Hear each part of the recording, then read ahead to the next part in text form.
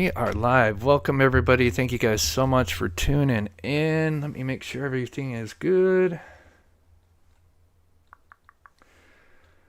Perfect. All right. I hope everyone is having a wonderful Thursday. I can't believe we are finally here. Closing arguments are done. I think there's a rebuttal argument for the prosecution. But I think that probably is over. So probably at this point, I'm not sure, but I'm assuming either the jury is deliberating or getting instructions as we speak. So, man, as far as the way it's going to go, I agree, Melissa. I think it's going to be between guilty or hung. I do not think he's going to be found innocent. There's just no way. But I am a little worried about the hung jury. Might be one or two stubborn people in there. Who knows? But prayers for the family and Abby and Libby and Libby's, those two girls being brave and us, being on to carry on their work. So let's get on to their story. Of course, I'm going to do this one last time. Play their story, just a 2-minute recap, because this is about them and their bravery to capture the killer's voice and picture of the killer. That way that could lead to today. And let's get in with it. Teenage girls Abby Williams and Liberty German had made last-minute plans to go to the Monon High Bridge, which was supposed to be a teenage hangout with a historic trail and a really high old abandoned bridge. The two girls, who were best friends, just had a sleepover the night before and were excited when Libby's sister, Kelsey German, said she would drop them off as long as the two girls found a ride home, which they did. Although it was February, the temperature was nice for that day, and even though it was a Monday, they had school off that day. The two girls, Abby and Libby, would be dropped off just before 2 p.m., where they planned on only staying for a couple of hours. The two teens, Abby and Libby, would begin walking the 501 trail to the Monon High Bridge. As the two would approach the bridge, Libby, who had her iPhone, would take 2 pictures, one as they passed the first platform, and another which shows Abby looking down as she is crossing the scary, tall, gap-filled railroad tie. The girls didn't know it yet, but they were not alone.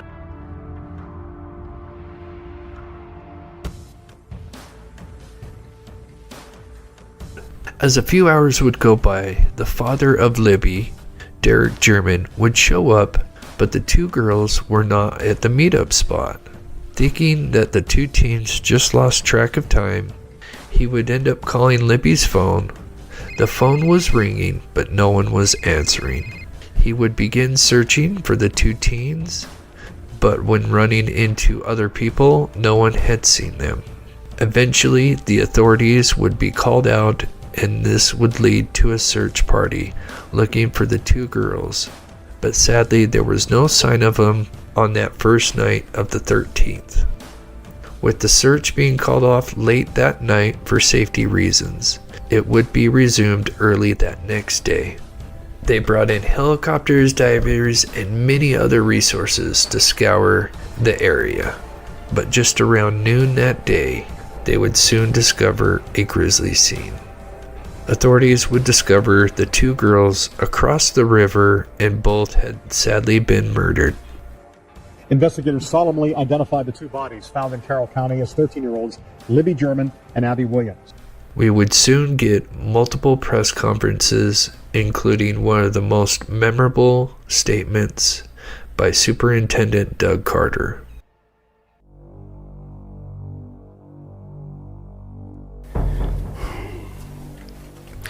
We know that this is about power to you. And you want to know what we know. And one day, you will. A question to you. What will those closest to you think of? 2 children. Only a coward would do such a thing. We are confident that you have told someone what you have done. Or at the very least, they know. Because of how different you are since the murders. And there's something in the statements, in the opening statements, which we'll go over here for those that haven't heard them. If you remember, there's some Google searches, and they mentioned that in the opening statements. Sorry, I got something in my eye. And what's interesting is, remember, we heard something about how in one of the interviews that he, obviously had been suffering from depression. At some point was apparently going to take his life, but it wasn't expanded on when that was. Was it, before the murders or after? And it seems like they kind of put those together. Again, it's only just kind of speculation, but it kind of makes sense. So with Doug Carter saying this, and then of course Kathy, I thought it was interesting. They didn't have Kathy Allen brought up as a witness. To me, I would be skeptical about that if I was on the jury. Again, no character witnesses at all, really. I believe you have just a little bit of a conscience left. And I can assure you that how you left them in that woods is not what they're experiencing today. All right, let's get into it. Welcome, everybody. Thank you guys so much for tuning in. So someone mentioned in chat they're deliberating. That's probably about right. If you want a quick up-to-date, let's just check here, and then we'll get into these. Yep, verdict watch. Here we are. Okay, so now let me know in chat. Don't they say it's like usually for every day it's an hour of deliberation? Is that? I could be wrong on that, but let me know what they say about that. That's what comes to mind anyway. All right, let's get into it. Let's see. Is this from yesterday? We usually recap yesterday, but they only had just a few rebuttal witnesses on. But that last witness, who was it Dr. Martin, apparently he did really good. Basically admitted that, Richard Allen was going through psychosis here and there, but, some of these confessions, he was of sound mind. And there's even quotes from Richard. So, very interesting.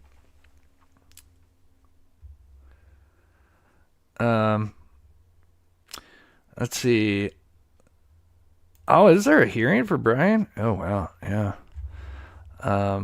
He'll be next, and people are gonna, but if you think, they didn't have much evidence on Richard Allen. They've got a ton of evidence on Brian Kohberger, but I don't want to get sidetracked on that. That's for another day. Charged with killing Abby Williams and Libby German back in February of 2017. Thanks for inviting us in. It's now 11 o'clock. We have now heard that's the true. last Isn't there a saying now? as the jury prepares to review the... Isn't there, I know I've heard people say, and that it is really true. You really can't, predict. But there's, I swear, it's probably in the OJ documentary, because I know that's where the quote came from, and because I know they were blown away, because for those that remember OJ, it was a long trial, and they came back with a verdict in I think they spent 18 minutes. And I remember, I forget the prosecutor, what her name is, someone can remind me in chat. But yeah, and there's tons of documentaries. There's a good one by ESPN, 30 for 30 or something like that. They've done a bunch of documentaries, and the OJ one is amazing.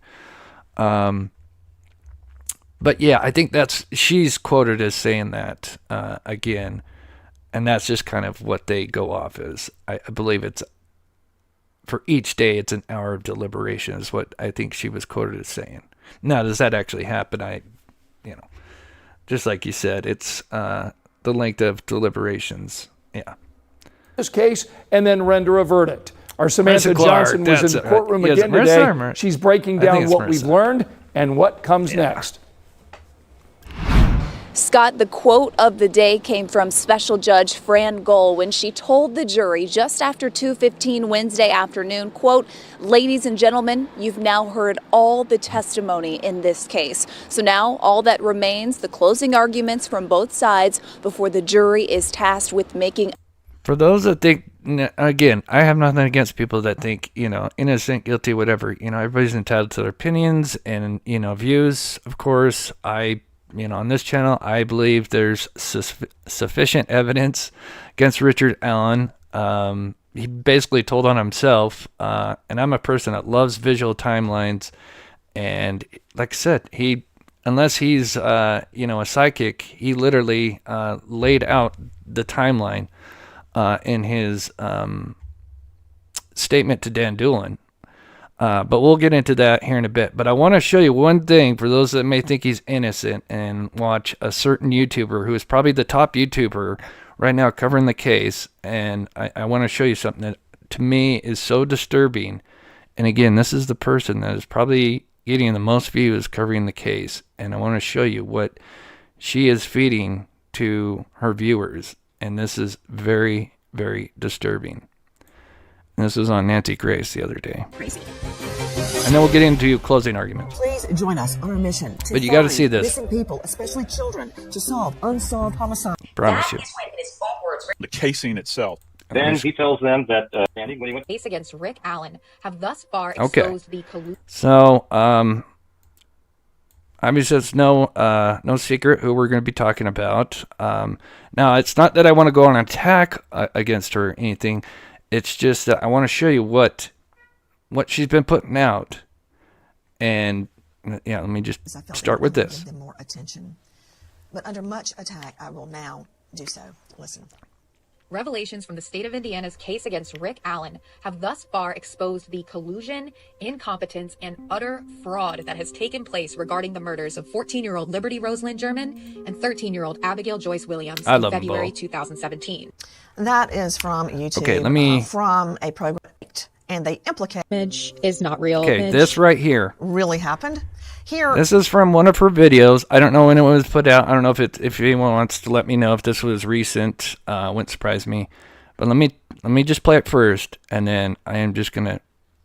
They claim that the shot of the girls on the bridge has been faked, and they implicate Sister Kelsey. Listen. This image is not real, nor is it the last photograph of Abigail, just moments before the killer approached. It first appeared on Facebook, not through law enforcement. It is an edited combination of this authentic photograph of Abby playing softball in a hotel parking lot and the bridge guy image itself, which is a template of sorts. What they call it is a plate, Andrea. They call it plates, for those that actually know what they're talking about. Now, I am not no Photoshop expert. Far from it. But I do understand editing. And she is basically saying... investigative reporter and author of Down the Hill. That this before the Snapchat it first appeared on Facebook with metadata, dates, location, GPS, everything else. Enforcement. It is an edited combination this is of such this bullshit. Photograph of Abby playing softball in a hotel parking lot and the bridge guy image itself, which is a template of sorts. Susan Hendricks is this joining is the investigative the reporter and basically number one person covering the case. And I cannot tell you how much. Ask if anybody's just wondering and actually wants to know the truth. Just ask somebody that knows about Photoshop and AI. AI has only evolved in the last few years. You have heard this. And AI has so trouble many with more hands and attacks fingers. on the victims' families.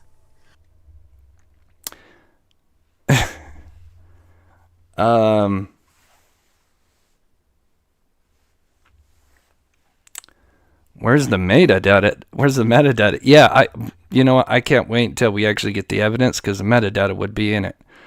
But I could tell you, just ask anybody that has any idea about photoshopping.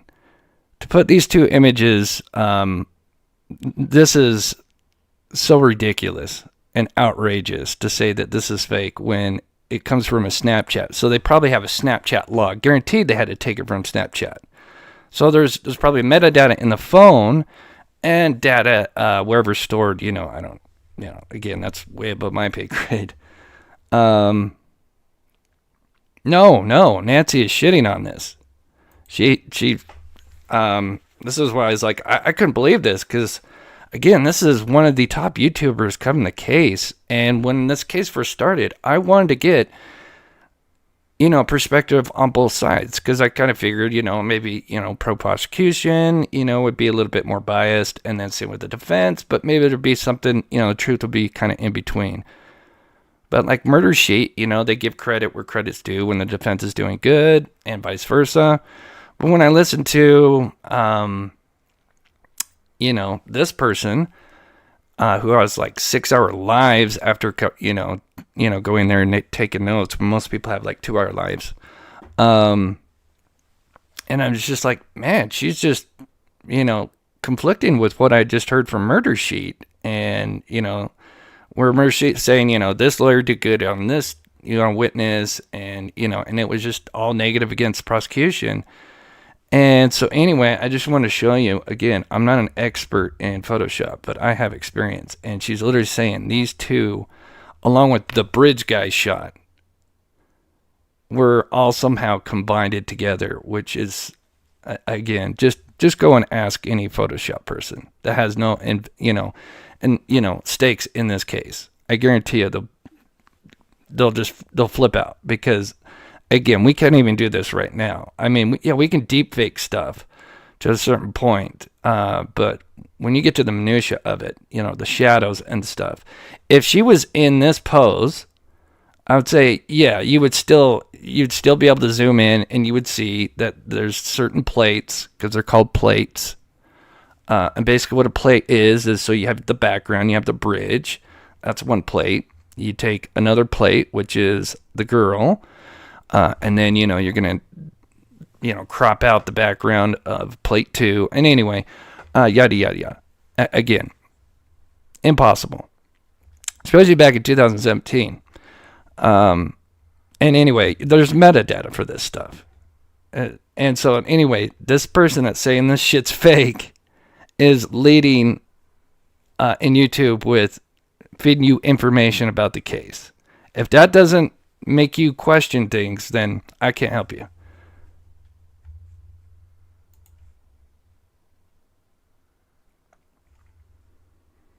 Yeah, there you go. See? Just Joe. I'm a graphic designer. This is utter crap. Yeah. Again, the shadows. Just the shadow. Just ask anybody. The shadows would be a effing nightmare. Let alone she's not facing the same way. She's got a hand in. She would have to be in the same pose. And you're working with two different backgrounds. It's not even the same part of the bridge. They're looking the other way. Oh, I could point out so many things. But anyway, let's get into closing. But again, I just wanted to show you guys the person that is leading in YouTube is the one feeding people this garbage.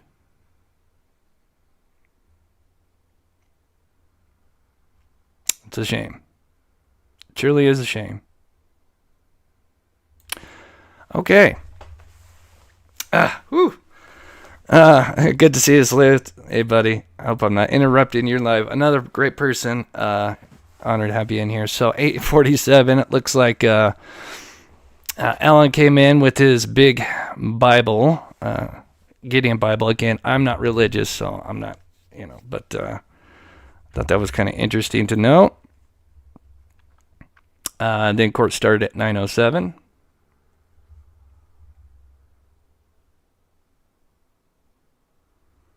Yeah, like I said, there's no way, absolutely no way. So they were given instructions. Of course, he's facing 4 counts, felony, which is killing Abby and Libby, which also includes kidnapping, and then you have the 2 lesser charges, murder knowingly for Abby and Libby. So 4 charges. And then, of course, she kind of gives the jury some details. Of course, we got to prove, must believe that the state has proved each element of the crime beyond a reasonable doubt. Yeah, and I hope you're saying about that. Yeah. Yeah, that comes from her. That comes straight from her. She's got her watermark in it. Again, I don't want to get sidetracked with her, but again, if that's the person that is leading, because I again, when I watched her and when this trial first started, because I wanted to get both sides, because I figured there'd probably be truth in between, especially on the atmosphere of what was going on inside, because that's what we don't really get from obviously these blogs. We don't really know what's how did they feel about how the lawyers were doing with the witnesses, and I thought there might be a little biased on each side. But like I said, Murder Sheet gives credit where credit's due on the defense. But, when I listen to these others, it's defense is killing it and prosecution is doing terrible. And it's like, whoa, wait a minute. Like, really?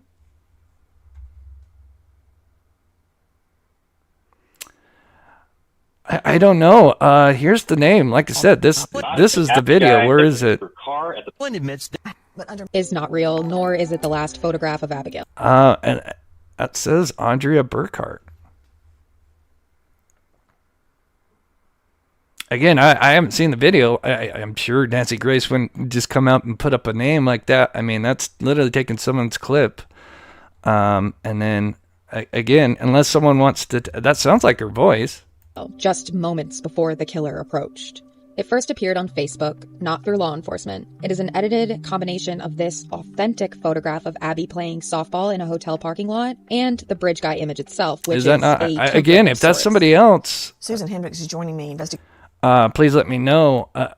Because I might need to let Nancy Grace know. But whoever is feeding that, then... I don't know. I guess we'll have to look it up. Let's go through her closing arguments, and then I guess I should...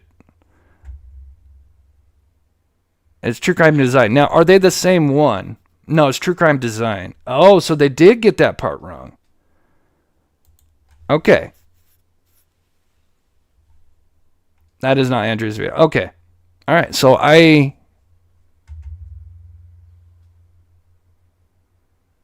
right. Okay. All right. So that's True Crime Design. Okay. Wow. Shame on Nancy Grace. I guess I should have researched that a little bit more. It sounded like her voice. Again, I don't have time to watch everybody's video. I would assume. Yeah, isn't that... I don't know. Okay, now I've got to look this up because now, like, I've got to know. Give me a second, guys. I'll get to the truth of this right now. I don't think they would make that mistake. Do you guys?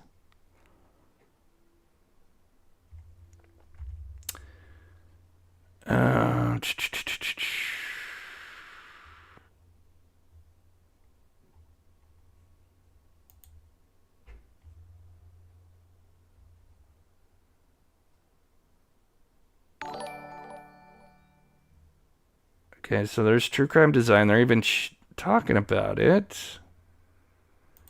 There's the video. Now, does anyone know? Is that... Because obviously I don't see the narrator in this.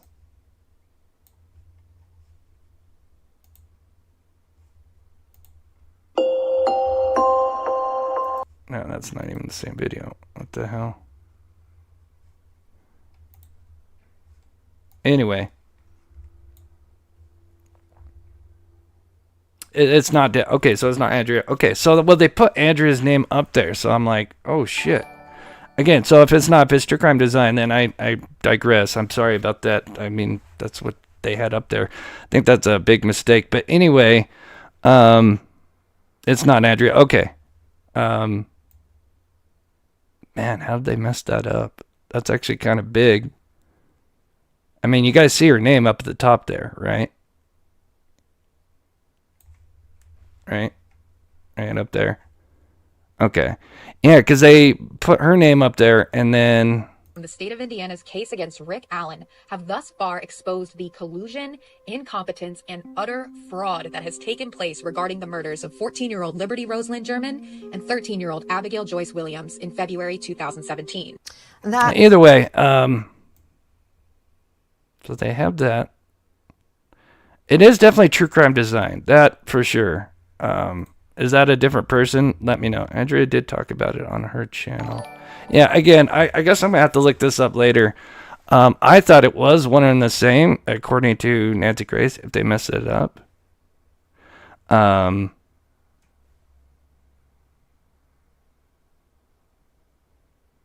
But yeah, if it is not Andrea, yeah, then she does need to be aware of that. I agree. Because yeah, I don't want to call anybody out. Like I said, the voice sounds familiar, but anyway, that's again same thing though. At the end of the day, that's the kind of stuff that they're saying, and it's disturbing.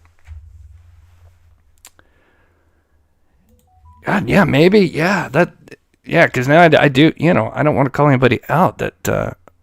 I don't know how they would make that kind of mistake on such a platform like that.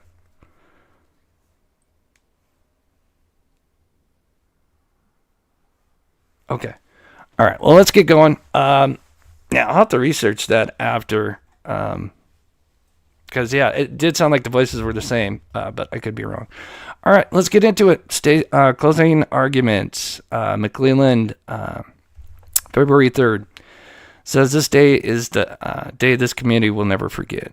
Abigail Williams and Liberty German went to the trails for a walk and never came back. McClelland reminded the jury that the last thing Libby said to her family was, "Grandma, it'll be okay." And of course, she had said that as well on the stand, which was really tough. McClelland showed the jury a PowerPoint presentation. The first slide was a picture of Abby and Libby on the car ride to the trails that day. They disappeared. It said the girls arrived around 1:48.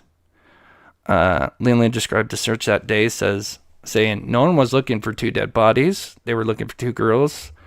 That's always been kind of, something that I think some people don't fully understand is they always just kind of thought they may have run away or they may have fell, because they were on the bridge. McClelland said this type of thing doesn't happen in a small community. Will never forget. A day, Abigail Williams and Liberty German went to the trails for a walk and never came back. McClelland reminded the jury that the last thing Libby said to her family was, "Grandma, it'll be okay." McClelland showed the jury a PowerPoint presentation. The first slide was a picture of Abby and Libby on the car ride to the trails the day they disappeared. It said the girls arrived around 1:48 p.m. McClelland described the search that day, saying, "No one's looking for two dead bodies. They're looking for two girls." McClelland said that this type of thing doesn't happen in this small community. McClelland described the search and finding the bodies and the clothes in the creek. McClelland again showed the jury the gory photos of the girls' dead bodies and Libby's phone covered in leaves and water and dirt. McClelland talked about the cartridge recovered from the scene. McClelland showed the bridge guy video, which he called the last moments of the girls' lives captured on Libby's phone at 2:13 p.m. McClelland said it shows the moment Abby and Libby were kidnapped. You can hear the fear in Libby's voice and see the fear on Abby's face. McClelland said bridge guy forced the girls down the hill. McClelland said investigators enhanced the video and showed it to the jury again. McClelland then went over the witness. I would love to see that enhancement. And I would love to know how much it actually enhanced the audio quality as well. Obviously, guys, is probably being said when he's still, so many feet away. So I don't know how much more you could really, again, it's just one word. But down the hill, I'm assuming maybe if they were able to enhance the video, touch up, I'm sure, obviously software gets better, technology gets better throughout the years. So I'm assuming they could probably touch up the audio a little bit better. Testimony about It'd be really interesting to see what they actually got to see. Bridge guy. McClelland said that witness testimony put Alan's car in the lot. McClelland said the phone data showed the girls moving on the bridge at 2:13 p.m. as the bridge guy video was taken. McClelland said, yeah, like I said, this was on Nancy, so I apologize. I thought, again, I thought she, because she's playing the same video, and then she puts, her name up there. So I was kind of blown away. I'm like, holy shit. Because I don't have time to watch a bunch of, other people's YouTubes. So I kind of took her for her word. So my mistake. But again, still with the video itself, though, I mean, it's ridiculous. As movement of the phone stops in the health app at 2:32 p.m. McClellan said the phone data showed the girls moving on the bridge at 2:13 p.m. as the bridge guy video was taken. McClellan says movement of the phone stops in the health app at 2:32 p.m. McClellan drew a map showing where various witnesses were in relation to Abby and Libby on the trail. And that's huge. I really hope they're showing them, if you guys have been following my channel, I love visual timelines. I think they're huge because when you have, timelines, because because I always try to get, the other side's views on it. But I really feel like it's, again, you can't blame bias being put into it. But anyway, back to the timeline. Is they just have 213 abduction in different little times 130 killer arrives, whatever, so you got a bunch of little times but just typed out, right? And maybe some notes with whoever's regarding that, 213 the video's taken, and stuff like that. But when you actually have like a visual timeline, especially in a case like this where I cannot emphasize enough, this is really just a linear path, leading up to the video. Now after, I would say it's a little more complicated, but leading up to the bridge guy video, it's really just a linear crime, linear path, linear crime. Pretty simple. It's a trail. You can go forwards or backwards. Nobody's going through the woods. It's a dense wood. So again, it's pretty, in my opinion, pretty clear cut when it comes to that. But anyway, continuing on. And where they reported seeing Bridge Guy. McClellan said they know Bridge Guy is the guy in the video who kidnapped and killed Abby and Libby. Yeah, I think it'll be at least one day. Okay, I think my AI stopped running because I was doing multiple things. Okay, where did it finish here? And I'll continue reading. A map showing where various witnesses were in relation to Abby and Libby on the trail, and where they reported seeing Bridge Guy. Okay. McClellan said they know Bridge Guy is the guy in the video who kidnapped and killed Abby and Libby. So if we can determine who Bridge Guy is, McClellan said, we can determine who killed Abby and Libby, who is guilty of felony murder, which is great because he's saying, basically, none of the witnesses can say and point and say, yeah, this guy is the guy that killed Abby and Libby.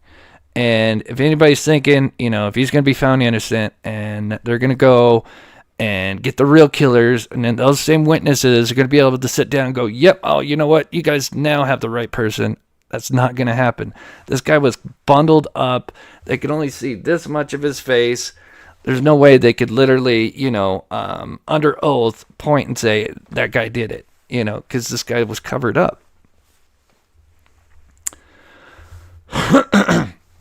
But all of them pointed, sorry, I got something in my throat. But all of them said, so they'd show a photo of Bridge Guy, the picture that Abby took and from the video. And they said they all could say, yeah, that's the guy I saw. Even though, when it came to sketches, they all came out with something different because, obviously they saw him for a split second. They obviously anybody, it's like, hey, do you remember passing that guy in the store as you were coming out? Can you describe him? Like just have an officer come up to you the next day or 2 days later and saying, hey, did you know that you just walked past the killer the other day of this murder that happened? And so obviously there was a bunch of different descriptions. I do wonder if he was wearing a wig though, because the curly hair, I would say that would be a thing that I would emphasize the most. If I was on the defense, the curly hair is interesting.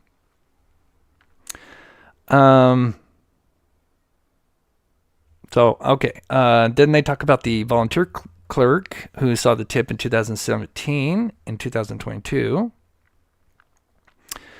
answered a jury question that Allen had the only 2016 black Ford Focus registered in Carroll County in 2017. I think that's huge. And that same car was seen at 127 heading west, which would be going to the CPS. In the I'll get video, to chat here. who kidnapped and killed Abby and Libby. Sorry, back that up a little too much.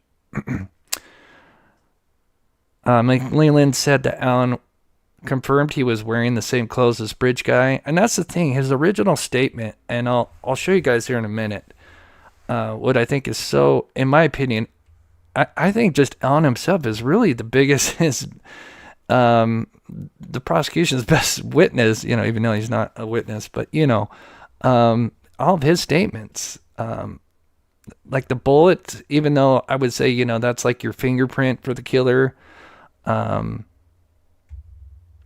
What he said the original day lined up with everything what the witnesses, said. McLeland said that Allen confirmed he was wearing the same thing as Bridge Guy and was on the Monon Bridge that day. Said that Allen changed his time frame by a few hours, not red flag at all. And he's leaving just before the killer arrives, but actually I don't think he realized that, by saying 1:30 or 1:45, that really, if his new timeline is correct, he should have walked right past Bridge Guy, unless he left before 1:30, because that's when the killer arrived. And again, the girls that were there, their timeline is more or less noon to 1:30, kind of. And so they should have ran into each other on the bridge with his new timeline.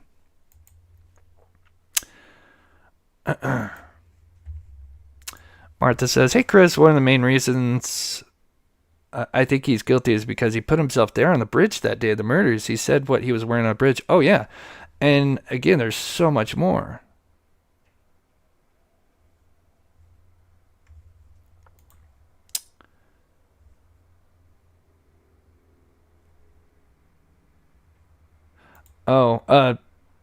Just try to reframe certain words, guys. But I do love Lawyer Lee.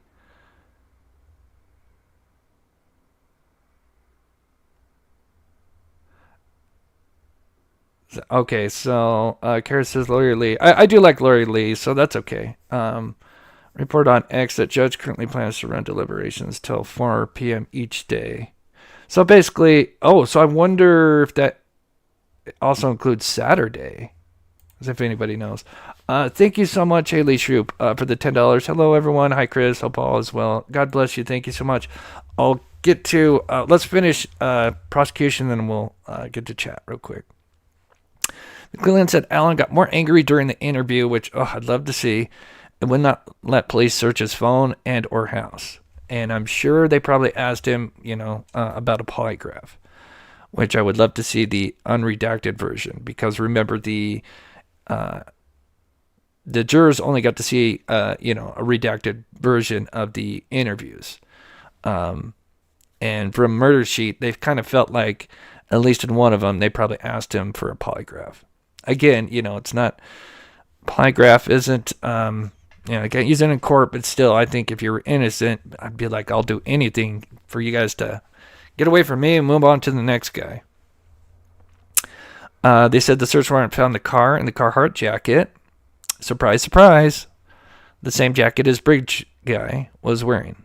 McLeland said Allen had the same brand and caliber of bullet, which is huge. Just the fact that I know it's a popular brand, but he had a .40 caliber pistol, 6-hour P226, and was it the Winchester? So, and then of course they found the same brand in his home. McLean said 2 months after the murder, Allen Googled Delphi, Indiana news. Should I die now? Die now, question mark.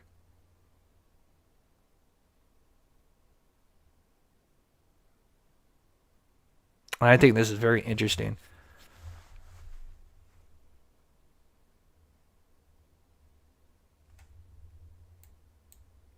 Should I die now? McClelland said the Indiana police testing on the gun matched the cartridge found at the scene. McClelland said that was verified 3 times by the boss of the lab technician, who is the president of the national organization. And I think that's pretty big because it's not just one person's, results.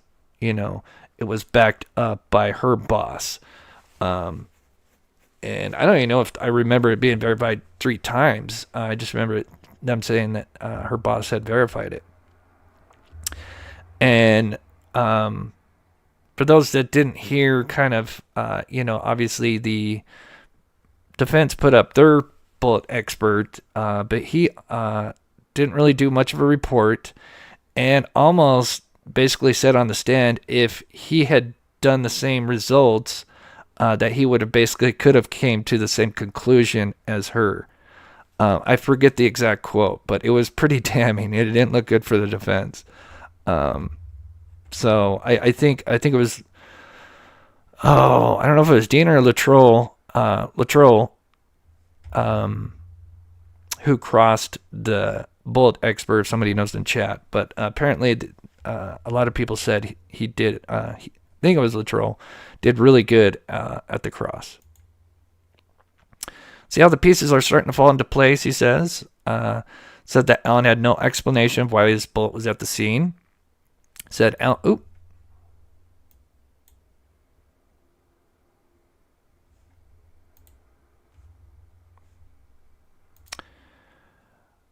Allen said he had no explanation why his bullet was at the scene. Said he used his gun to get power over the girls.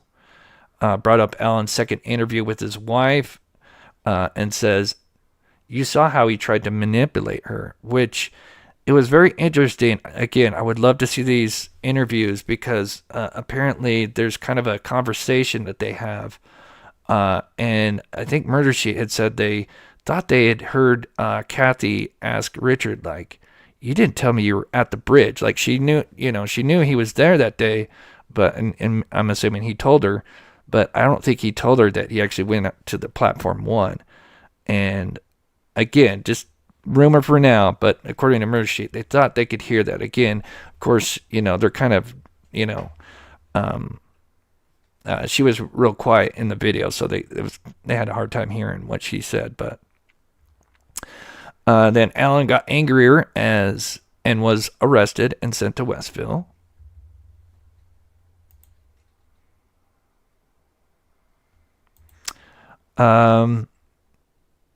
Glenn said the Indiana police testing the gun matched. Oh, wait, no, all right.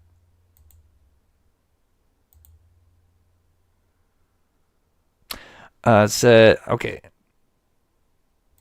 Oh, I doubled that up for some reason. So after he said Allen was arrested, sent to Westville, that could have been all we had to present you, but it's not. Because Allen just can't help but to tell on himself. He really, to me, he can't help but put truth into a lot of his stuff. And you break it down, there is. McClelland said Allen started to confess. McClelland played a recording call of Allen confessing to his wife, Kathy, where, again, I've got most of the confessions and the dates, and I'm trying to see which one this one is. I think this is the April 3rd one, where he says, I did it. I killed Abby and Libby. I did it. And then Kathy says, why would you say that? Because maybe I did. Allen said, I think I did. I think I did. Why would you say that? Kathy repeats. Because I think I did. No, you didn't. As she's crying, they're screwing with you to get you to say things. McClelland said Allen made the confessions unprovoked, unpressured, of his own free will, which then he says McClelland brought up the letter Allen wrote to the warden saying he was ready to confess. We saw that.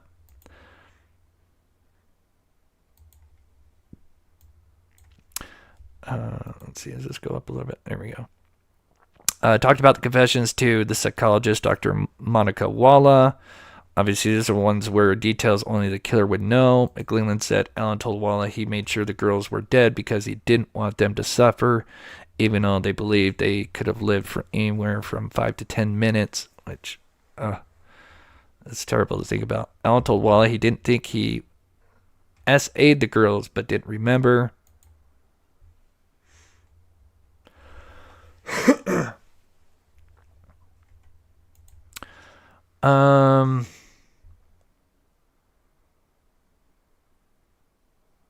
see.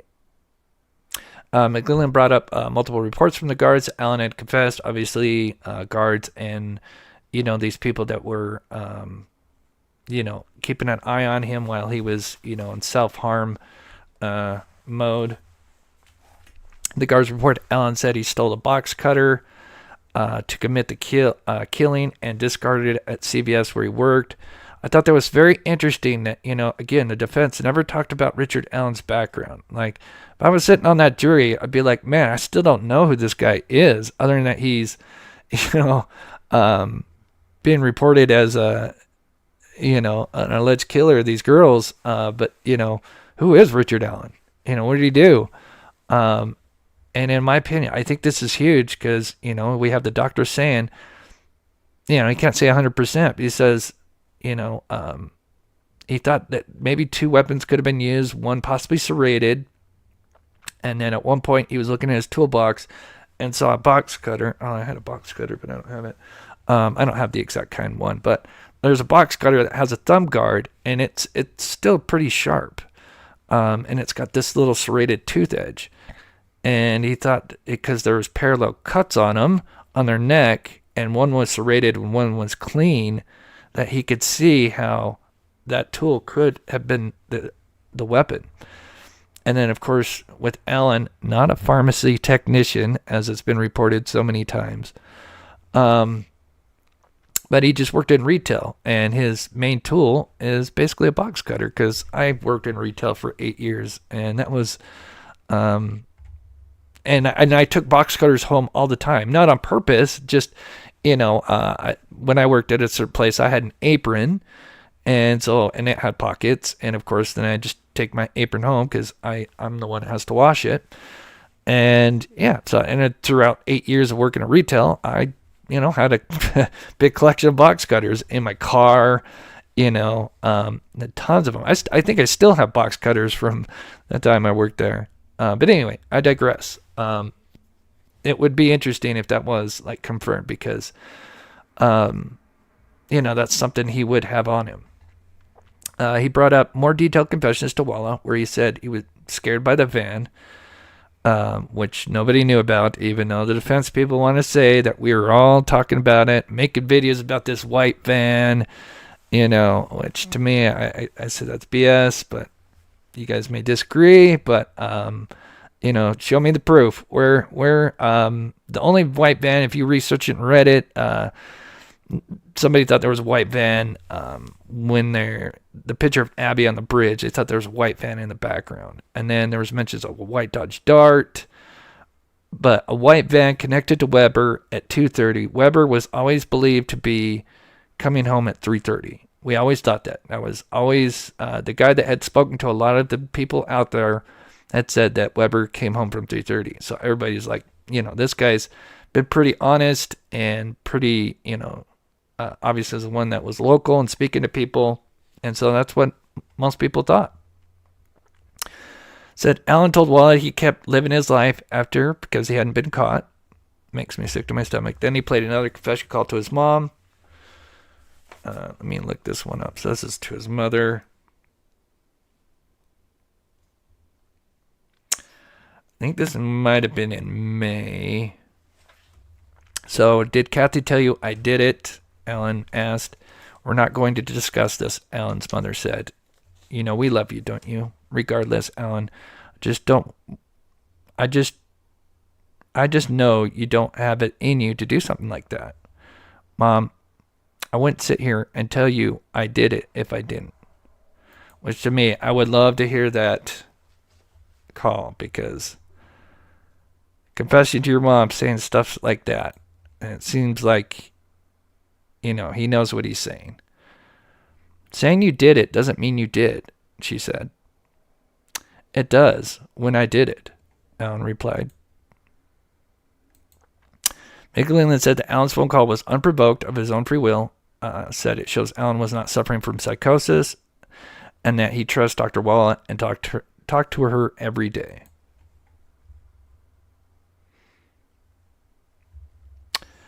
Then he continued to make confession calls after he moved to Wabash Valley, which I don't even think we even heard those. You know, again, there were 61 plus confessions.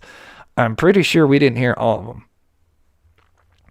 He said that Brian Harshen listened to more than 700 calls and reviewed Alan's confessions, and said Harshman followed up with Alan's statement about a van and found out Brad Weber was driving his van home that day, which I think is huge. Something only the killer would know. McLeland said there's no doubt in Harshman's mind that the voice in Bridge Guy's video was Richard Allen. So you do have one witness to go, you know what? That's this guy here. So again, and I would love to hear that, and I wish the public could hear, you know, the phone calls of Alan's voice, and then hear maybe if the audio's a little bit more enhanced, if they kind of cleaned it up a little bit, since, you know, the one we heard in 2017, it would be really interesting. Now all the pieces are clear. He said all the pieces are together. Richard Allen is the bridge guy.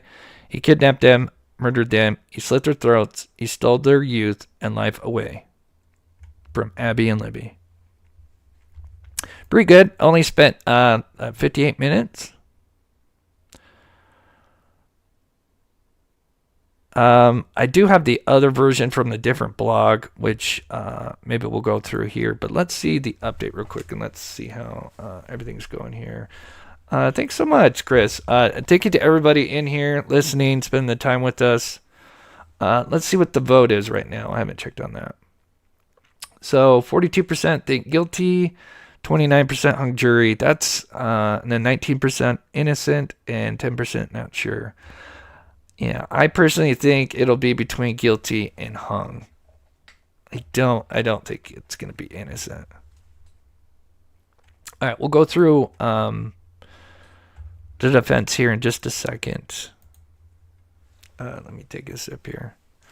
Let's see if there's any news about the verdict watch. What do you guys think as we wait for a second? You think we'll get a verdict today? Oh, Becky put out something. Yeah. Becky Patty says it is now in the hands of the jury. Please take a minute to say a little prayer that they have clarity.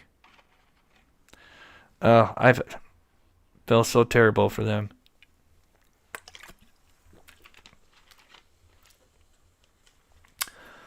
So one says, was a box cutter ever mentioned? No,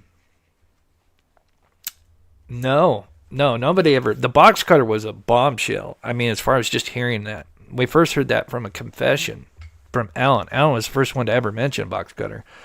And then at some point, months before the trial, the doctor, medical examiner, he was, I don't know, maybe in his garage or something, but he said he was looking at his toolbox or in his toolbox, and he had a particular box cutter, because there's tons of different box cutters. And I don't want to get too sidetracked, but I'll show you.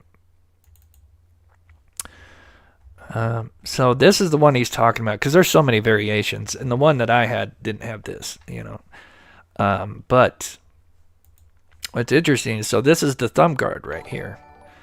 Now, of course, this isn't razor blade sharp, but it's thin enough that, and it's metal, that if you were cutting into somebody's neck and you had enough force, you know, it's just like somebody attacking somebody, you know, telling somebody if all you have is your keys to attack their throat, and it, you know, it's, you know, it's like that, you know, it's like the, you know, the width of a key, you know, and that can pierce somebody's skin. And so they think the serrated part came from this, and that kind of makes sense.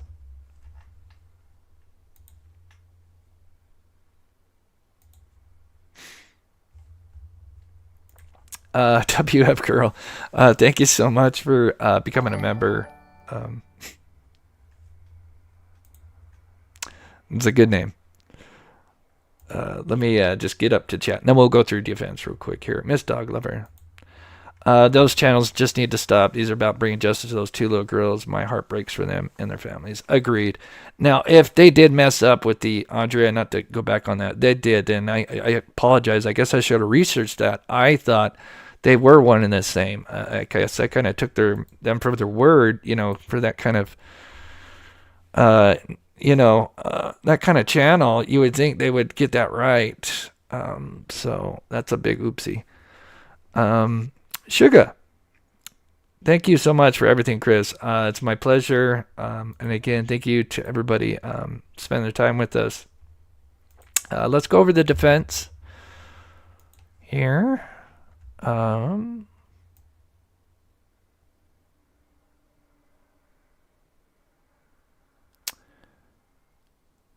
There is more that I feel like that other channel probably got in there, but maybe we could come back and look at that. Because he did get more in there, but I have some big issues with the defense's closing. I really do. I think there's a few things, but I don't know. Again, it's up to the jury. It's not up to us. Did someone in the case say the wounds were 1 inch deep? Oh, I'd have to go back. Right, exactly. Obviously, this guy is a medical examiner. And his job is obviously to, figure out what happened and their death and what was used on them. So I'm pretty sure he's familiar with what, kind of knife and what depth. So there's got to be a reason he came to the conclusion, or I wouldn't say conclusion, but theorized that, box cutter could have been used. Because again, we always thought, Libby's, it was always speculated her head was almost cut off. I hate to say that, and so then to find out that isn't the truth, and it's really she just had a bunch of cuts on both sides. Still obviously fatal, but it wasn't as as gruesome as it was originally speculated. I know, I wish we could hear him in person. All right, let's get going. At 10:24, court is back in session. Rosie begins. Tells the jury they've been there for almost a month and have 17 days of evidence. Defense trusts that what you have heard over the last several weeks. Rosie says there are 4 main themes: broken timeline, which I disagree. Bumbled ballistics, again, you got to attack, that's a defense. False confessions, digital forensics. I got this itch. Rosie tells the jury that the state has presented a theme of what they don't want you to hear, and it's what we had to tell you. He says, we had to do their job. Interesting. Rosie expands on that by saying that the state refused to have a height analysis done on Bridge Guy, but again, is that a make or break in the case? And how does that help or hurt your case, really? Sorry.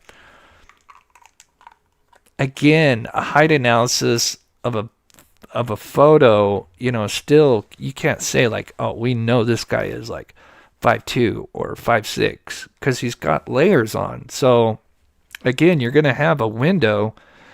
Irregardless, maybe they'd be able to narrow it down some, but again, I don't know how much that's an argument. He says hours of interviews of 2017 were lost. Well, at least they're not saying months, because that sounded good, for the defense, but really it was just certain interviews. Rosie tells the jury that the state had to look at a detail about the Ford Focus about doing a BMV search. Okay, I thought they were saying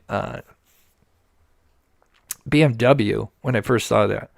So that's so some people have the BMV and then what is it, DMV? I have the DMV. So it's the same thing for those that are in the States, DMV and BMV. Because when I first saw this when I was taking screenshots. I thought they said BMW. So I'm like, oh, are they trying to say the Ford Focus looked like a BMW? So they had to research it. And he said the juror asked if it was the only 2016 black Ford Focus registered in 2017. And defense attorney Brad Rossi begins his closing argument. Oh, I got some AI. Rossi tells the jury they've been there. He describes the witness testimony saying that Brad Heath saw an unusual man that day. Oh my gosh. I'm pretty sure I saw a couple of unusual men yesterday. And I'm sure he did that entire day. I'm sure he saw a bunch of unusual men that day that he probably didn't know.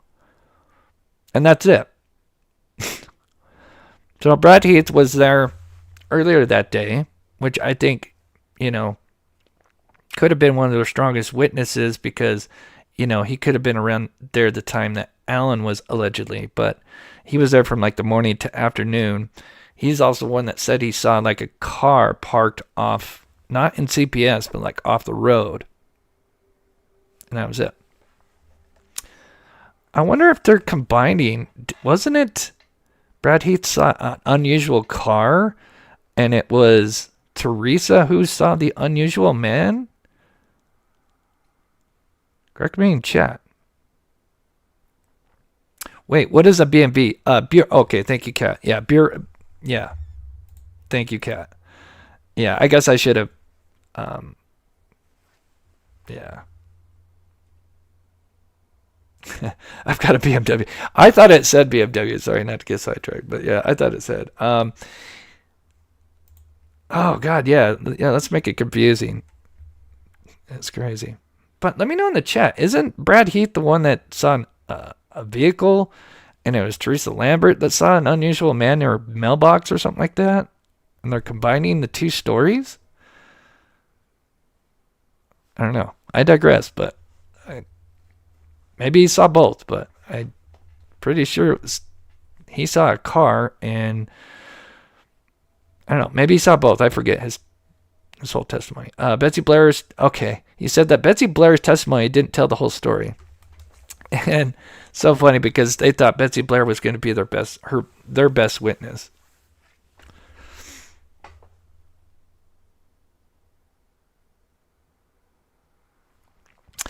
Rosie says, I have to take a breath before I talk about it. I have to take a breath before I talk about here. When referring to Sarah Carbaugh. Oh gosh. Says, Carbaugh conflated muddy with bloody. Tells the jury they may discount a witness, calling credible dubiosity. He says the jury that they can discredit Carbaugh. And that's it. But honestly, if you heard the people that were there, at least I guess it depends on who you listen to, many people felt like she came off very honest on the stand. She didn't want to be there. She never wanted to be involved in this at all. And so, yeah. Rosie said the prosecution did not tell him about David McCain, Shelby Hicks, Cheyenne Mill because it didn't fit their narrative. Well, yeah, because the girls have already been kidnapped. And by the time these people are near the bridge, the girls are dead.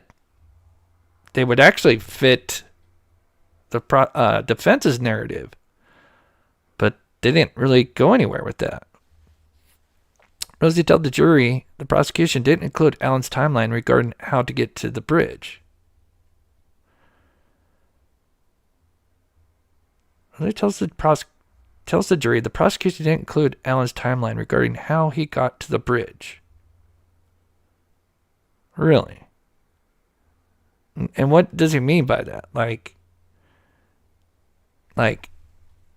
to get to the actual Mona Bridge itself, or from the Freedom Bridge to the Mona Bridge?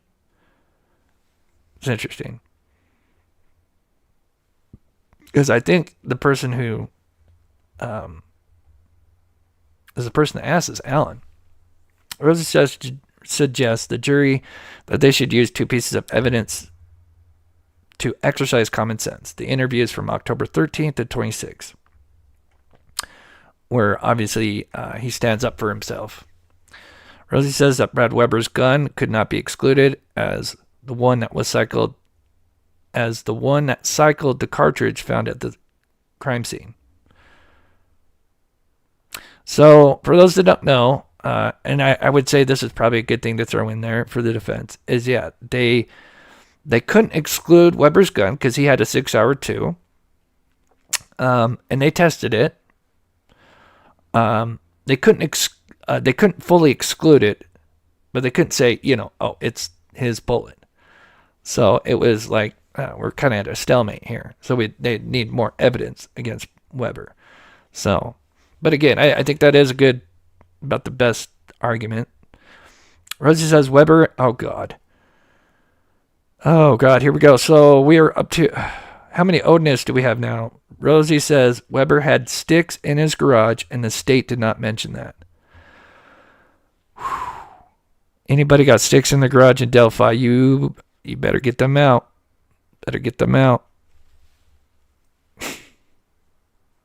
Jesus. They do realize he lives there, right? And there's plenty of sticks. I mean, his backyard is, kind of, a wooded area where he's probably gets firewood. I don't know if he's got Anyway, he brings up Weber's account changed February 13th. I can't believe they really said that. He's got sticks in his garage. It's not prosecution left that out. Oh my gosh. Oh my gosh. Again, anybody in Delphi that's got sticks in their garage, clean them out. Get them out. Get them out of there. Rosie begins to describe the witness testimony, saying Brad Heath said... Oh, oops. Sorry, I thought that went next. Rosie talks about the phone calls on April 3rd that the state didn't bring up at all. So, what that's referring to... Let me get my notebook.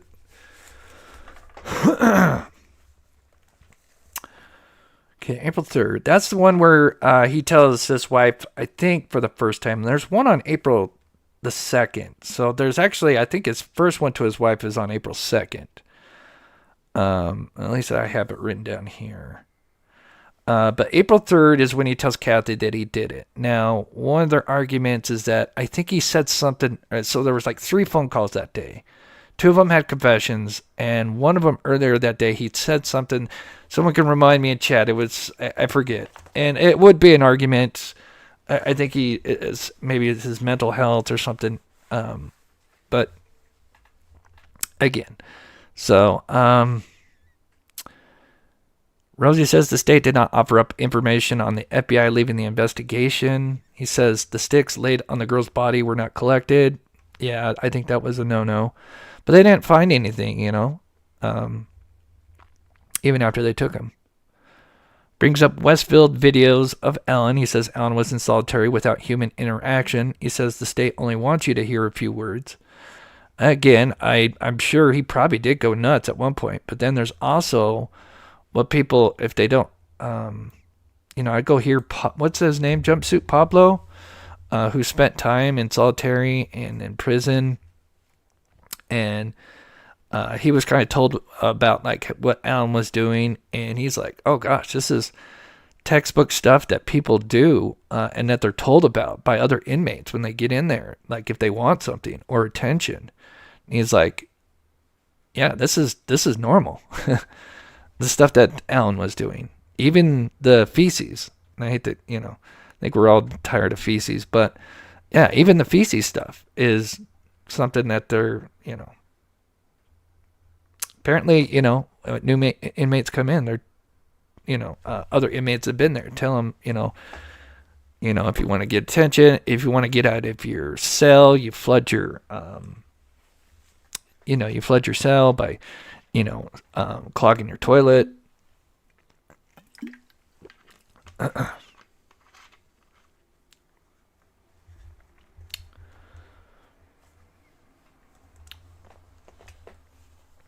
Yeah. Again, and I would say that's probably like their best argument. But again, it's kind of, what would it be if they kept him in Cass County and they killed him? Again, they said they just didn't have the manpower. Could they have been fibbing? And they, who knows? But again, I think that's about the only argument, and I think that's why there's probably a lot more people. It's too bad. I think if this happened without that, there would be a lot more people, maybe, in the middle or somewhere. But time will tell. It's up to the jury. That's all that matters. But anyway, let's keep going. Rosie brings. Then Rosie says the magic bullet is majority of the state's case. But again, that witness, that expert, is pretty big, and their rebuttal witness did not do so well, from what I heard. He says the state just wants the jury to believe Oberg and ignore the state not bringing up photos. Use your common sense, he says. Now, the reason why she didn't want to use photos, for those that don't understand this, is because even though if she's like, because you would think like, all right, well, let's see the two bullets, and you're gonna zoom in on the striations, the marks, and there should be marks that match one bullet, and the bullet from that was fired from the gun and the bullet that was ejected, and do they have the same marks? But she said the photos, it's like showing photos from a movie. You wouldn't be able to tell the people what's going on by just showing a photo. And she did use that expression, from E.T., I think. So, yeah. So just keep that in mind. That's why she wasn't big. The defense brought in some photos, but she felt like that wouldn't show the jury what they needed. Rosie mentions Libby's phone being plugged into an accessory that was not brought up by the state. And again, I'm sorry, this is just... He says the jury, he shows the jury a phone timeline. You should question their credibility, Rosie says, referring to the prosecution. She says the state was so desperate to make an arrest. Now, if anybody didn't hear about the accessory in the phone, we'll go over that in a minute and explain how that is one of the most common issues. One of the most common issues with cell phones, having it stuck in headphone mode. Rosie tells the jury that Brad Weber band detail was only recently added this year. Oh. Well, that actually sounds pretty good, because remember, supposedly we've been talking about it for years. He said it took 7 years for the hair and DNA testing to occur. Again, the hair is the sisters. Again, I don't know why they didn't test it.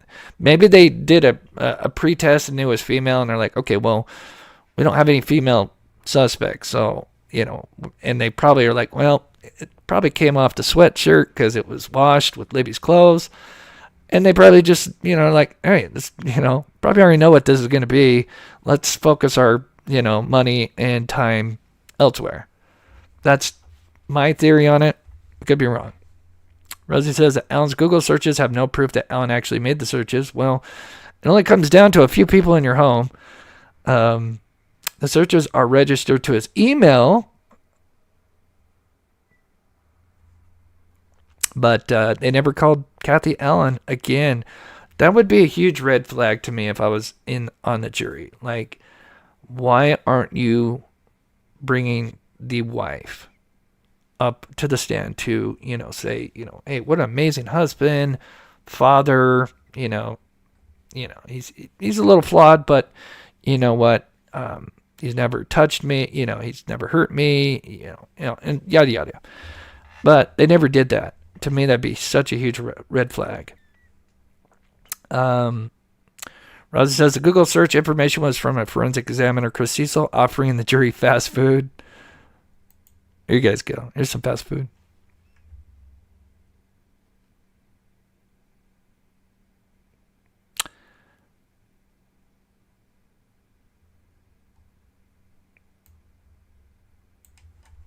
He tells the jury, got this weird itch on my nose.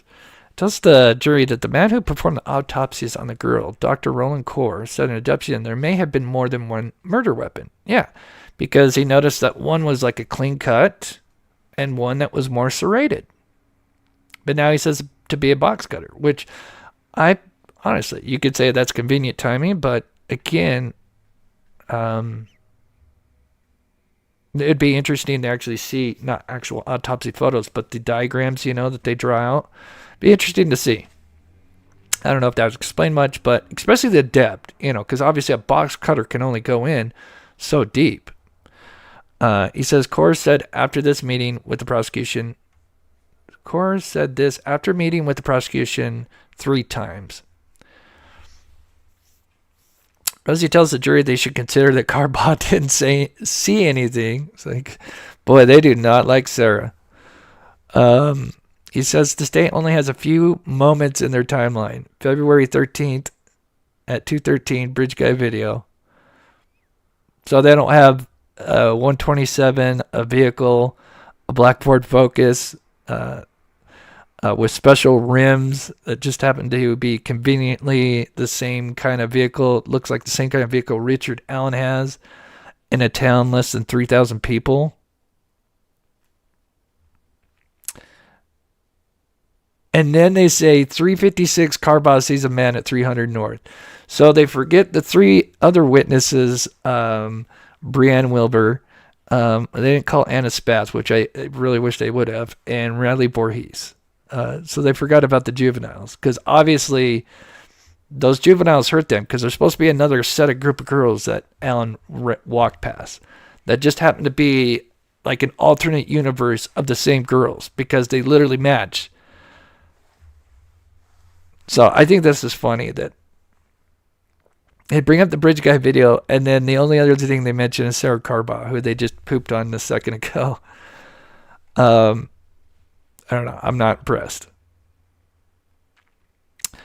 Says Abby would have lived 5 to 10 minutes and would have screamed, but nobody heard screaming. Of course, nobody was on the bridge at that point.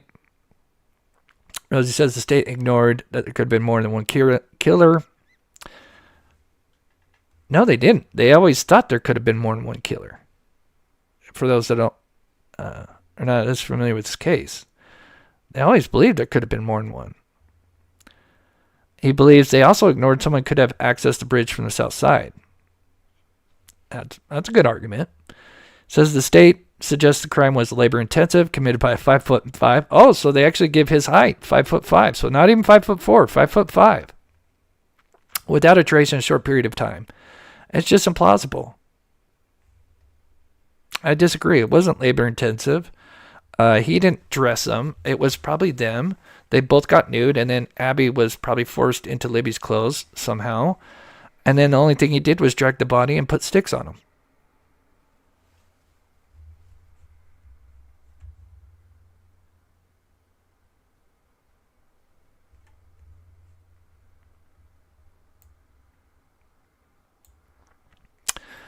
Rosie tells the jury, okay, and I think this is the most damning thing. I don't even know why you would say this.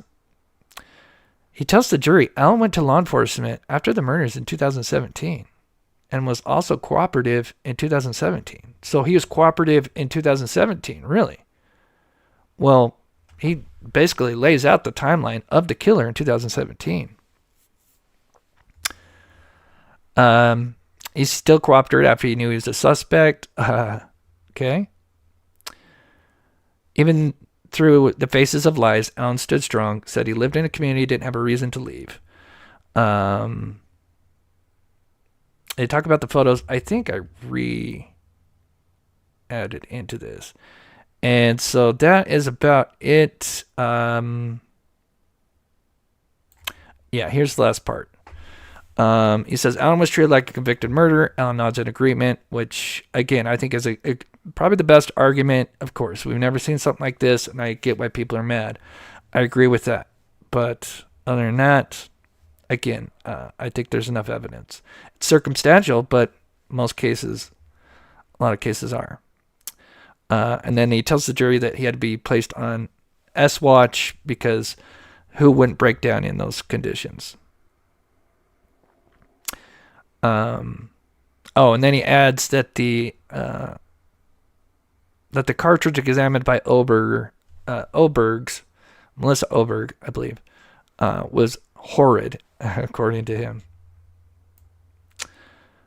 Yeah, and then I went to the other site because it looks like they had a little bit more, but let's see what's going on for a minute, and let me digress for a second. Let my eyes adjust.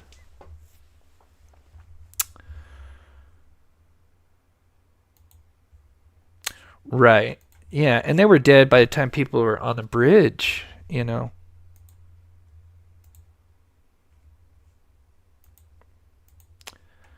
Oh, I need to slow down chat probably, huh? Or do we got that? Let me see real quick here. And if anybody's wondering about the phone, the head jack phone, because, you know, of course, that sounded really good.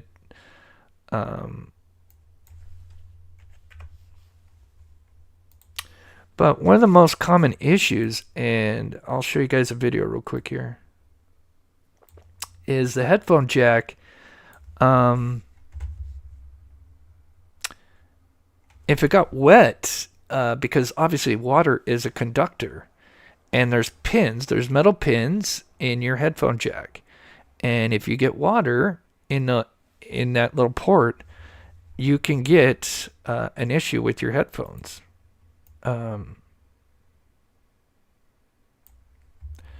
Do I have the video?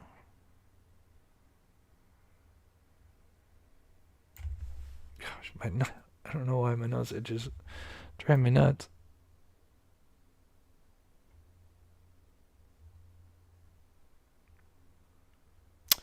Let me see. Pull up the video. Headphones, I just saw it.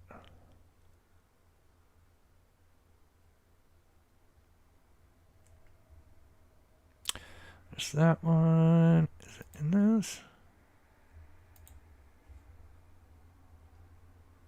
Oh, there it is. Okay, here it is. So anybody hasn't seen this, and this is, so here's me looking it up, just typing in headphone, stuck in headphone mode. And what, look at that. iPhone 6S, that's the one that Libby had right there. And this is what he says. The problem is that your phone is actually in headphone mode. Your headphone jack is telling your phone that you have headphones in when you really don't. Now, why is this happening? Because there are pins inside the headphone jack that could get stuck for numerous reasons. You could have lint in there, or you may have recently gotten your phone in water. That's a pretty common cause, and that corrodes the pins, and the pins get stuck once they get corroded. So what you'll want to do is what I do in this follow-up video with a Q-tip. If for some reason the Q-tip trick doesn't work that you'll see coming up here, try restarting your phone. And in order to do that, you just hold down the... Yeah, water. Again, I've just got this itch. It's driving me nuts. Water will get into the phone. I had mine, and now I remember what happened. So I had a headphone jack, and I had lint.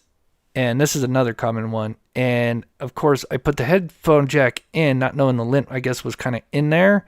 And then, you know, wedged it in there. And then when I pulled out my headphone jack, it was still in headphone mode. I'm like, what the hell?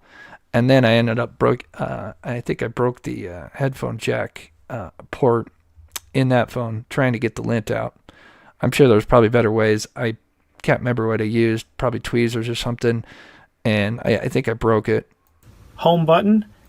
But anyway, yeah, I mean, because if you really think that the killers, now we're going to start listening to Libby's iTunes for 5 hours without making movement, because remember, there's a health app on this phone. So how are you not able to track movement? And then remember, they'd have to, if they actually abducted the girls, even if they were put right in a van or whatever, they'd have to bring them down the hill on the other side. There's no way you're bringing a vehicle down that hill and not track, so you're going to have to walk down that hill. You're going to track movement. And it's going to have an elevation, because remember, it not only tracks steps, but it tracks elevation. And they knew that there was an elevation drop because they were from the bridge and they went down quite a bit. So that would have been tracked easily.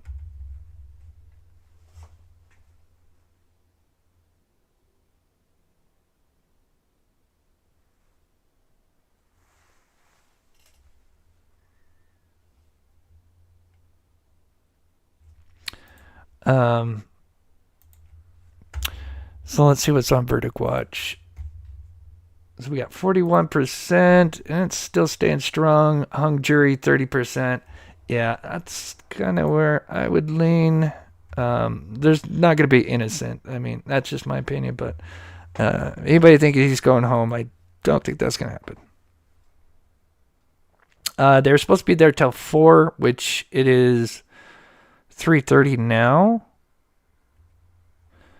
Let me back it out here. Verdict Watch, 2 hours. Is that the same one?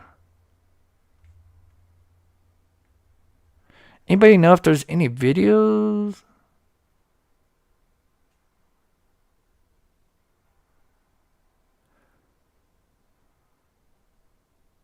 McLeland said Libby said someday she's going to help police solve crimes.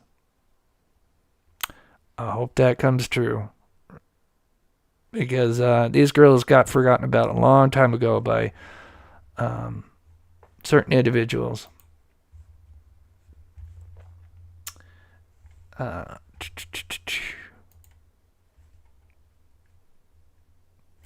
Let's see if there's any videos out there.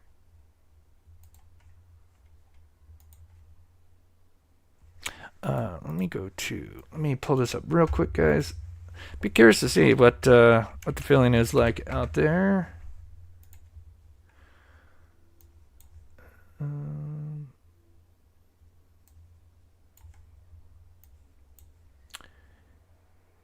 Okay, let me just pull this up.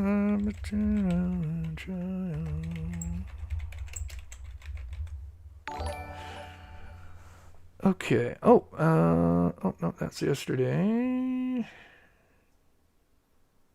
6 hours ago. Oh, let's see. What's this one here? Case. He's accused of killing Abby Williams. Okay. I think this is from today. I'm trying to find anybody that's kind of out there. Williams and Libby German in 2017. This morning. Work with me. Here we go.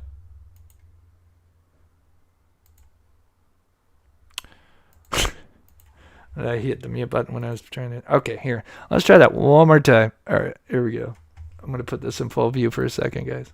I'm going to go grab a drink. Richard Allen's defense team has rested its case. He's accused of killing Abby Williams and Libby German in 2017. This morning, WRTV's Caitlin Kendall explains what's next and when the jury could start deliberating. Closing arguments officially starting this morning, and our anticipation is that the jury will have this case by the end of the day, meaning they'll go into deliberations. No time to tell, though, how long that deliberation will happen. We could have a verdict as soon as this evening, but it could, of course, go into the coming days, even weeks. We'll keep an eye on all of that and bring you the very latest. But let's go back to day 17 in Delphi, where the defense rested their case within just minutes of starting the court session. That led to the prosecution calling 3 witnesses to the stand for rebuttal witnesses, including a psychiatrist who testified to treating Richard Allen while inside of the Westville Correctional Facility. Dr. John Martin clarified the differences between a one-man cell and solitary confinement. He said though they are physically the same, solitary confinement gives the connotation that the inmate was being punished for bad behavior. However, he testified Allen had done nothing wrong. Dr. Martin's opinion was that the first 5 months, Allen showed no signs of psychosis while at Westville. But that changed on April 13th. The change led to Allen being involuntarily medicated with Haldol to treat psychosis. Allen showed improvement starting in May, and Dr. Martin testified that he showed no evidence of psychosis for 7 weeks. On June 20th, Dr. Martin says Richard Allen told him he would like to apologize to the families of his victims. Again, he reiterated that Allen was showing no signs of psychosis at this time. But during cross-examination, a video of Allen on that date was played for Dr. Martin. Allen was inside of a medical facility, appearing to be catatonic and out of it later that evening. When asked about it multiple times, Martin gave conflicting answers as to his opinion of Allen's mental capacity the day of the alleged confession. Again, this means the stage is officially set for closing arguments to start this morning, with an anticipation of the jury going into deliberations by the end of the day. Reporting in Carroll County, Caitlin Kendall, Good Morning Indiana. A big day ahead. Yep, I agree. And again,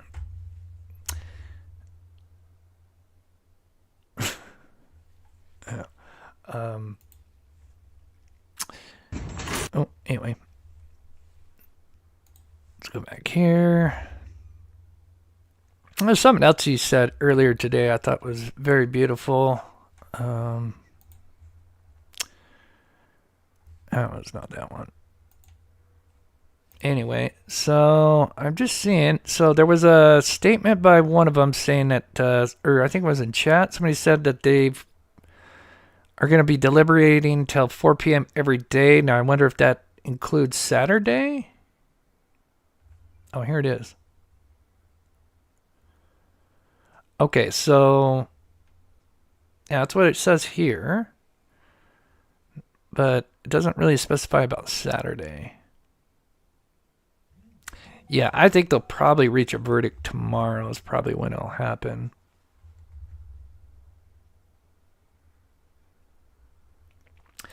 Yeah, I mean, I think the white van's a plus, but I mean, really, Richard Allen is his worst own enemy. I mean, he's the one that just couldn't help but tell the truth.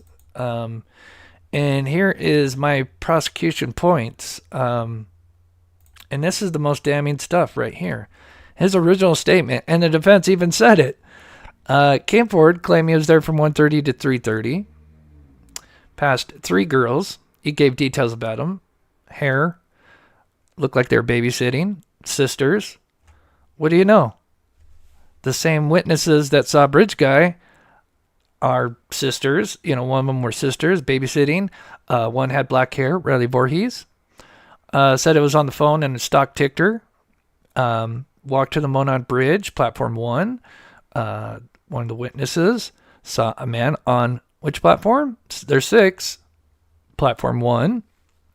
Drove a black Ford Focus.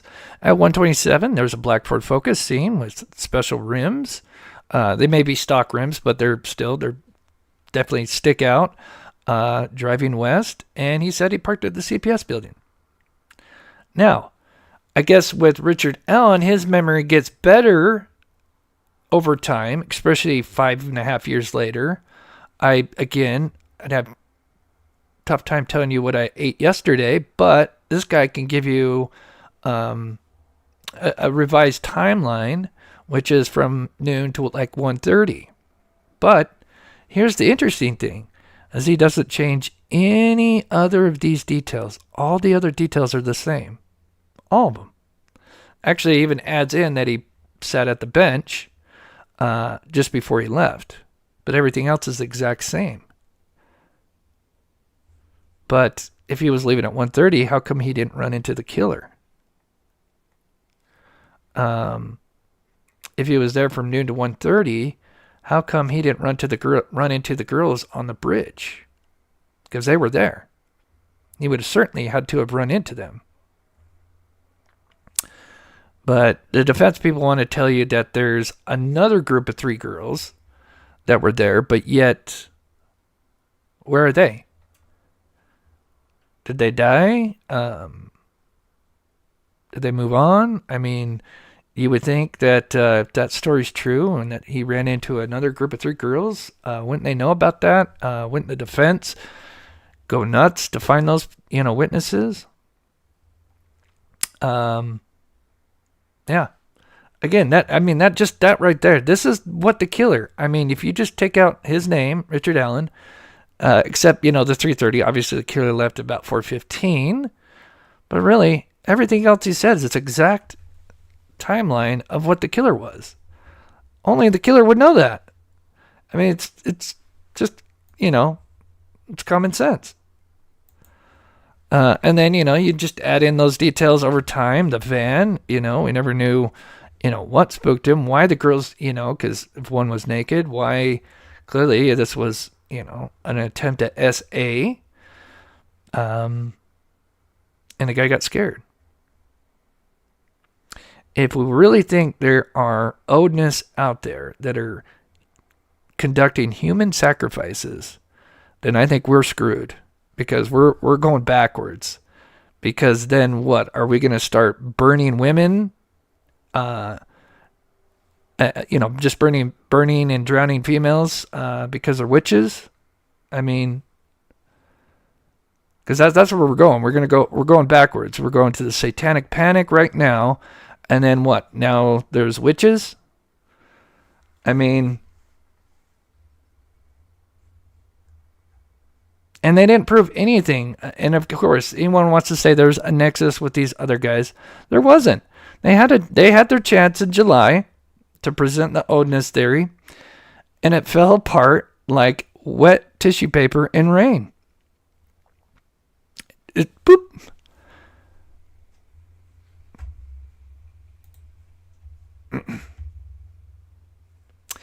Yeah, the Ron Logan thing, again, I would say, again, if they're going to throw somebody on the bus, why not just throw Ron Logan? He's dead. They've spent millions and millions and millions and millions on this case to get here. Why? If this was just to railroad somebody, why would they wait 5.5 years for an election? What about the election before that? Like, elections, doesn't take that long. Why didn't they do it the first election? Again, Kagan Klein. No one would bat an eye if they threw more charges at that piece of crap. Again, they didn't prove anything. I'd say their best arguments were, when he confessed some of these, probably, again, I would love to actually hear his voice. I think the public really needs to actually see the evidence, and maybe it'll change. Maybe to guilty, maybe to innocent, but I think it would definitely change people's opinions. And it's too bad, because I really think I think it'd be a different outcome for the public's opinion, and maybe it could be either way, but yeah, it's just too bad.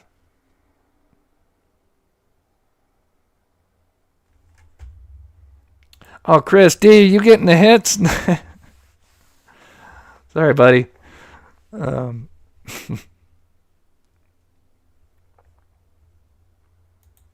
Jim says, I think he's guilty, but I could see there could be... Yeah. Yeah, because, it is. At the end of the day, it's circumstantial evidence. The bullet, though, again, I do have concerns of why they had to fire the bullet, but again, I'm not a bullet expert. But at the end of the day, if that stuff, those grooves match and everything, then, that's like a fingerprint, in my opinion. And that is kind of really their DNA fingerprint, right, to the case. But again, this is Alan's new alleged timeline, which, you got Betsy Blair, who's running her second loop right now. And she's now going to go down and loop onto 508. Alan would actually probably be ahead of the girls, because with Riley being, or was it Brienne being called back, she now said that they were there at 12:20, and then we know that they get there at 12:43. And we know that because they took pictures. So there's hard evidence, as the defense likes to claim. So 12:20, you have the girls here. 12:43, you have the girls here. So if Alan is there from noon to 1:30, he has to run into these girls.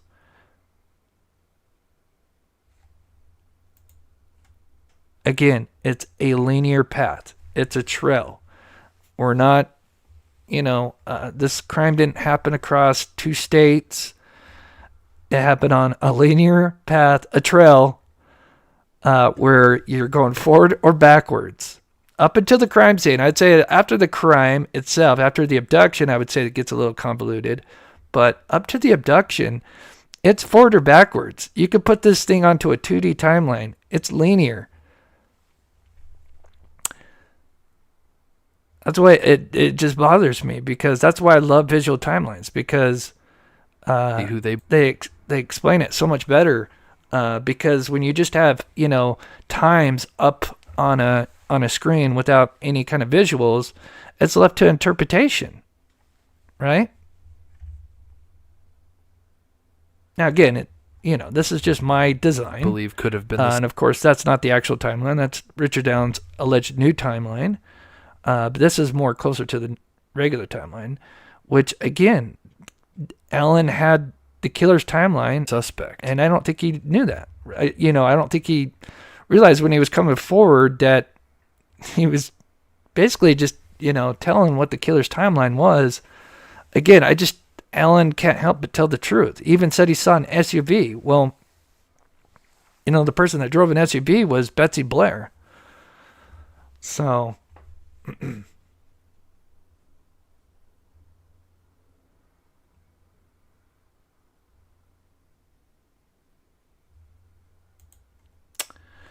yeah, and I never claimed to be an expert on this case or anything. I am passionate, and I'm sure many others are. But again, this is 4 juvenile witnesses who arrived it's not at the a trails. complex case. Except for after they're abducted, then I think again it does get very complex. But up to the abduction, again, I don't want to keep repeating myself. They're on a trail. What else can you say? They're on a linear path, a trail. There's only so many variables when this happens. And he told the truth in the beginning. And that's on him.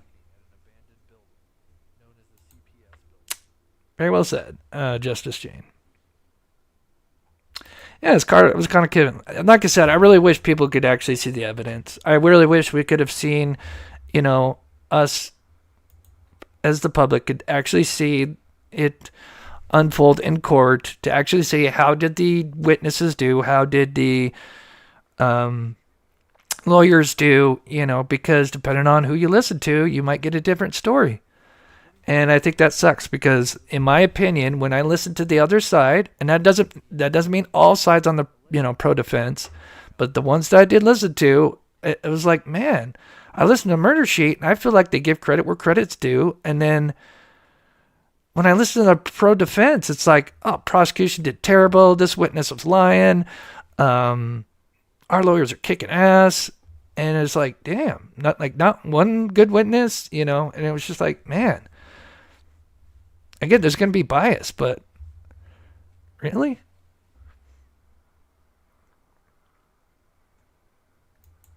Yeah, the timeline. Again, yeah, and it's a timeline that we've looked at for 7.5 years. We've been looking at these timelines, and, again, it does get complicated after the abduction. It really does, and we probably will never know the full facts of what actually happened to these poor girls.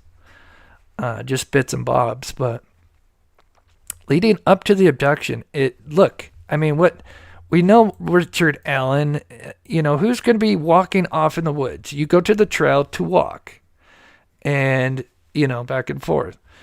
You're not walking off in the woods, or that would look pretty sus.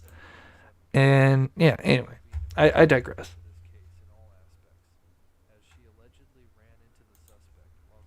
Yes, Carol. Yeah, a lot of people don't realize that's exactly, Carol. And that is such a huge statement right there. He probably thought that pic of him was on a trail cam. Exactly. So those that don't know, Alan came forward right after there was the pic of the bridge guy. He probably thought that he saw himself and was like, oh, I better come forward. But he didn't know that came from the phone, because I don't think it was explained to that came from Libby's phone. Very limited details days after the crime. Just that photo out there. They're looking for this guy. I don't even know if they labeled him a suspect. I don't even think they did.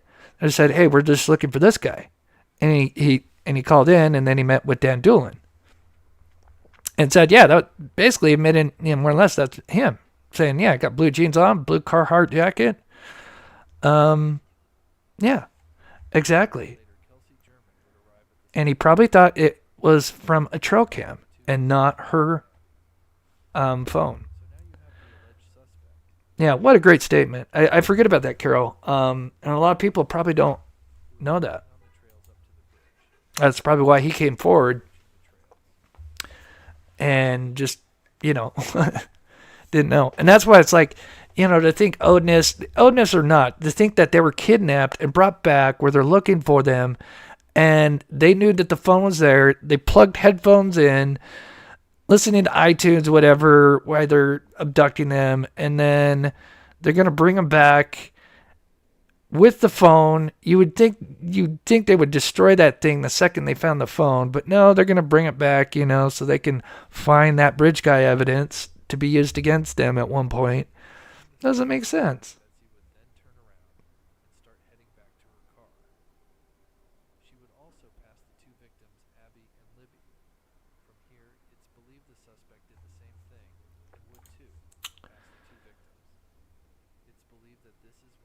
But anyway, let's take one last look here. They're pretty much finishing up for the day.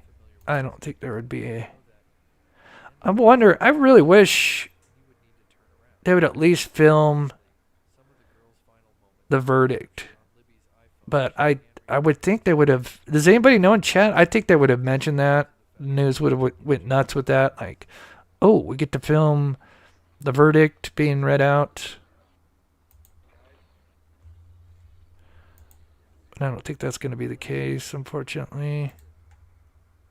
See, this is the path. There's no path down here. We've got to go down here. So they started deliberating at 1:25. They go till 4, so they'll have 3 hours today, more or less.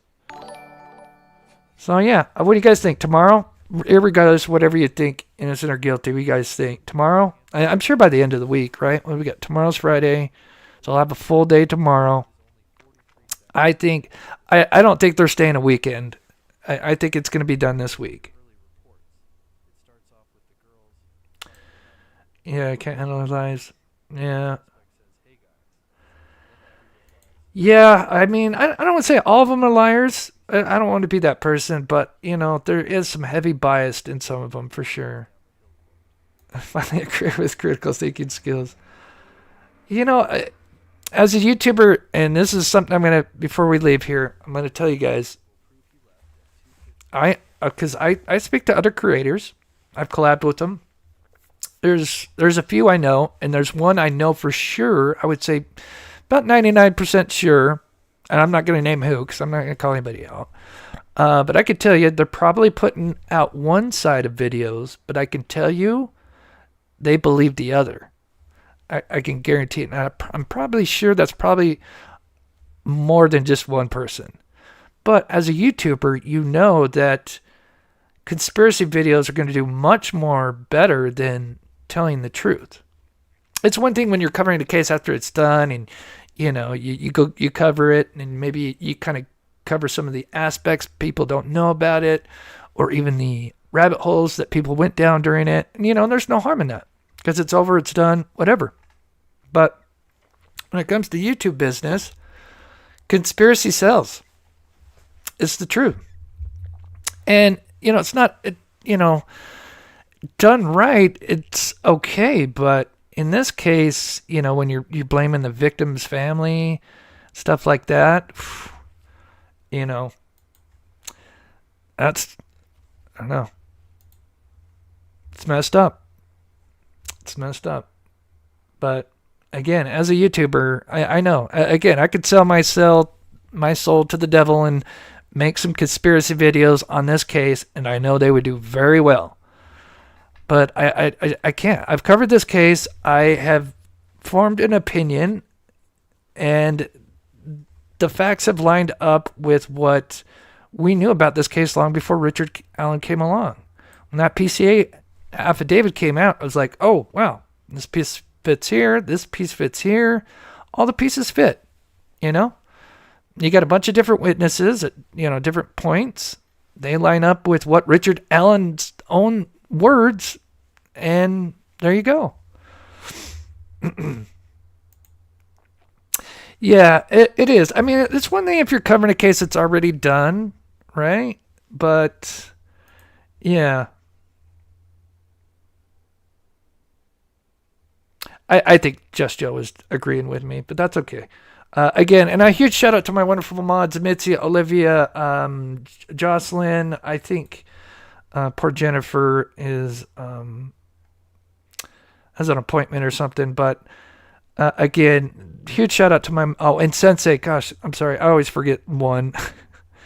It's just me. But I think I'm going to finish up here. And shout out to the guys, the people that donated. It's not something I asked for, but it does help the channel out because usually we're trying to cover something else. Let's end this poll here.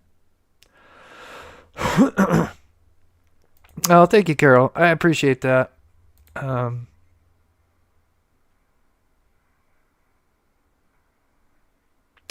Yeah, I mean, let's try not to attack other people on either side if we can, about IQs and stuff, if we can. Yeah. That's okay. Sometimes it's just looks different, but yeah. It's all good. At the end of the day, I hope everybody has a wonderful rest of the Thursday, wherever you're at. God bless. And, again, prayers for this family because, it's either they get justice now or it ain't ever going to happen. And if it's a hung jury, I think they're just going to go after Alan again. They're not. If you think they're going to go get Odinus, private, or go find somebody else, that's not going to happen. They're just going to go right back after Alan. That's where the evidence takes them. But yeah, let's not attack anyone's IQ. I think some, I really think I wish people could see the evidence, to really make a full decision, one way or the other, because we really don't have it all, in front of us. We can only go off second and third hand accounts and, so I would suggest, in my opinion, check out Tom Webster. I feel like he's pretty, I think he believes Richard Allen is guilty, but I feel like he does a great job. He just reports what was out there. If he made it in today. That's who I'd suggest go checking out. Usually he goes live around this time. And Murder Sheet. Obviously, I've been listening to Murder Sheet. I think they've done a great job. I think they give credit where credit's due on either side, and they give you an idea what it was like inside the courtroom.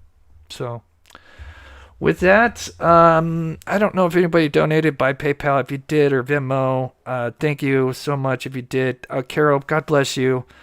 Sometimes I get them, and sometimes I don't. But thank you, Kat. You're so sweet. And thank you to my mods again.